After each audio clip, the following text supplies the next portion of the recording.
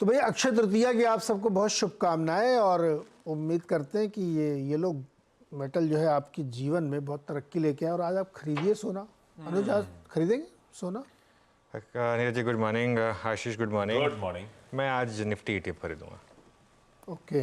वो भी सोने जैसा हो गया है। वो भी सोने से बेटर है वो। एक्चुअली लेकिन सभी दर्शकों को, आवाज़ के सभी दर्शकों को अक्षय तृतीया की बहुत बहुत बधाई। हमारी पूरी टीम को, नीरज जी आपको, आशीष आपको, थैंक यू। आपको भी सभी को बहुत बहुत बधाई अक्षय तृतीया की। और अक्षय तृतीया की थोड़ी सी सिग्निफिकेंस बता देते हैं क्योंकि एक बड़े फेस्टिवल्स में आता है। तो देखिए अक्षय तृतीया बहुत शुभ है। और क्यों मनाते हैं हम, ये आपकी स्क्रीन पर आ रहा है। और कहते हैं सतयुग और त्रेता युग की जो शुरुआत है वो अक्षय तृतीया से ही हुई थी। और इसके लिए इस दिन को बहुत लोग शुभ मानते हैं। और एक ये चीज़ कही जाती है कि ऑब्वियसली अगर आप सोना या चांदी खरीदें इस दिन तो वो तो खैर सबसे बढ़िया होता ही है। प्लस ये एक ऐसा दिन है जिसमें आप कोई भी काम कर सकते हैं मुहूर्त देखे बिना, क्योंकि पूरा दिन ही अच्छा मुहूर्त का होता है इसके लिए। और इवन 4 धाम की यात्रा शुरू होती है, बद्रीनाथ और केदारनाथ के कपाट भी खुलते हैं मेरे ख्याल से। तो वो भी एक मतलब सिग्निफिकेंस है अक्षय तृतीया की। और एक चीज़ और बोलूँ मैं अक्षय तृतीया के लिए, अक्षय का क्या मतलब होता है? अक्षय का मतलब होता है जिसको डिस्ट्रॉय ना किया जा सके, इसके लिए उसको अक्षय बोलते हैं ना। तो आज आपके लिए एक अच्छा दिन होता है पैसा लगाने के लिए। ये माना जाता है कि अक्षय तृतीया के दिन आप कोई भी निवेश करें तो उसमें आपको घाटा नहीं होता है। इसका मतलब ये नहीं कि आप आज मार्केट खुलते ही जेड ग्रुप का एक स्टॉक खरीद लें और 3 दिन बाद मुझे बोलें कि लॉस हो गया मुझे। ठीक है ना? मतलब ढंग का स्टॉक, ऐसा नहीं है कुछ भी खरीदें, ढंग का स्टॉक खरीदें उसके लिए।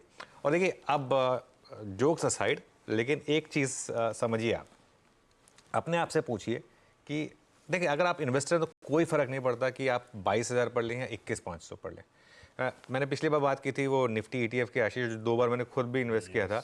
अब मैं ऑलमोस्ट वापस उस लेवल पर आ गया हूँ, लेकिन मुझे कुछ फ़र्क नहीं पड़ता उससे।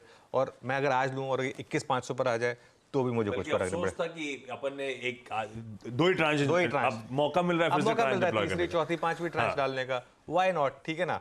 देखिए एक सवाल अपने आप से पूछिए हमेशा, ये चीज़ ना मुझे ये चीज़ मैंने सीखी थी जो इंडिया के वॉरेन बफे कहे जाते हैं, रामदेव अग्रवाल, उनसे, कि हमेशा ना अपने आप से एक सवाल पूछिए, मार्केट गिर कितना सकता है और मार्केट चल कितना सकता है। अगर आपने वो सीरीज़ देखी है वो जो हर्षद मेहता के ऊपर बनी थी, स्कैम 1992 आई थिंक, उसमें ऑब्वियसली वो जो कैरेक्टर्स बनाए हैं, फिक्शनल कैरेक्टर्स हैं 2-3, उसमें एक कैरेक्टर राकेश झुंझुनवाला को रिप्रेजेंट करते हैं। वो एंड में बोलते हैं कि निफ्टी यहाँ से 3,000 वाला गिरने को 2,000 1,000 ही गिर सकता है ना, चलने को 30,000 40, सेंसेक्स सॉरी उस समय सेंसेक्स 3,000 हुआ करता था, जाने को 40-50 हज़ार जा सकता है। निफ्टी पे आप ये सोचिए, अपने आप से पूछिए कि यहाँ डाउन साइड कितनी और अपसाइड कितनी है। डाउन साइड 1,000 पॉइंट यहाँ से, और मान लीजिए चलिए वर्स्ट के सिनेरियो में 1,500 पॉइंट। अपसाइड कितनी है? Upside 10,000 point, 20,000 point. तो हमेशा इस चीज़ को ध्यान में रखिए एज एन इन्वेस्टर। मैं एक चीज़ बार बार लोगों को बोलता हूँ, अगर आप एक ट्रेडर हैं तो स्क्रीन को रिस्पेक्ट करें।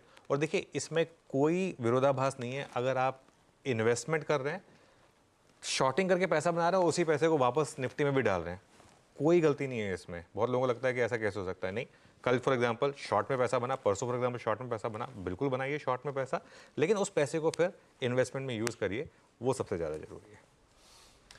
बिल्कुल सही।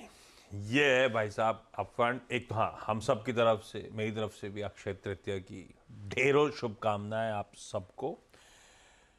लंबी अवधि के लिए तो ये मार्केट बेहतरीन मौके दे रहा है फंड्स डिप्लॉय करने के, निफ्टी के ईटीएफ में शायद पैसा झोंकने के, लेकिन करंट मूड माहौल समझने की जरूरत होगी और आज के अप्रोच पे बातचीत होनी।